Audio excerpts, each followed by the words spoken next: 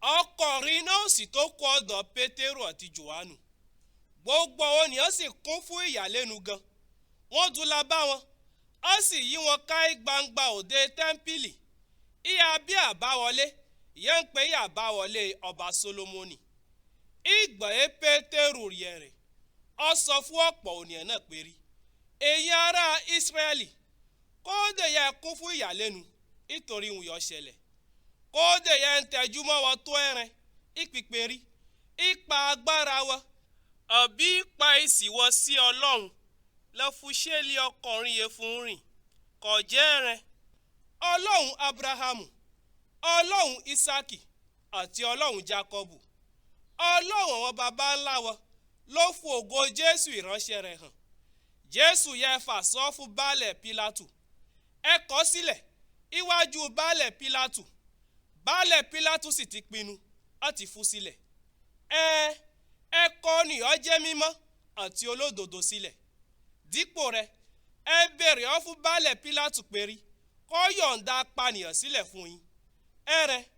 ẹ ṣekú pa ènìyàn fún ní ìyè, àmọ́ Ọlọ́run jí dìde, a sì jẹ́ ẹlẹ́rìí ìjídìde rẹ̀. Ìsẹ̀yìn ẹ rí ọkùnrin yìí ẹ sì mọ̀ orúkọ Jésù ló wò sàn, nítorí pé rí a gbàgbọ́ iná Jésù. Ìgbàgbọ́ iná Jésù ló fún ìwòsàn pípé iwájú gbogbo yín.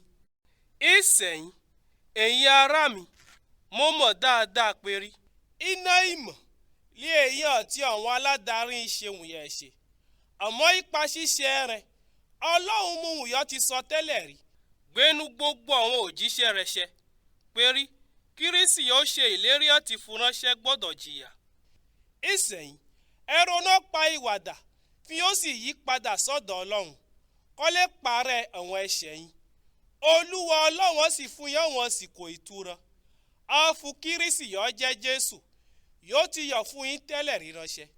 Àmọ́ Jésù Kírísì gbọ́dọ̀ gbé ọ̀rọ̀ yín tán ná títí di ìgbà yẹ́ mọ́ fún mú gbogbo ń padà bọ̀ sí ipò.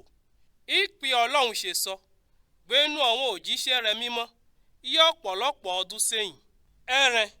Mósè sọ pé rí Olúwa Ọlọ́run yín gbé òjíṣẹ́ kan dìde fún yín àárín àwọn ènìyàn yín, yéé mọ̀ pé èmi náà yẹn sì gbọ́ràn sí gbogbo ihun yẹn máa sọ fún yín.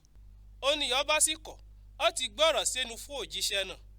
A mú kó àárín àwọn ènìyàn mi, ó sì kú.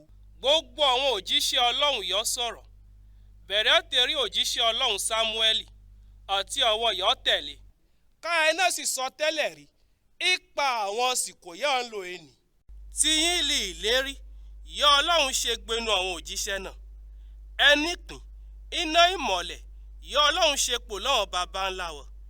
Ìgbà yóò ṣe ìlérí fún Ábúráhámù pé rí mọ́ bùkún gbogbo ìdílé rí ilẹ̀ ayé á tẹ̀rẹ̀ àwọn ọmọ ọmọ rẹ̀. Èyí sì lọ ní àkọ́kọ́ ìyá Ọlọ́run ṣètò rẹ̀ fún gbé Jésù ìránṣẹ́ rẹ̀ dìde.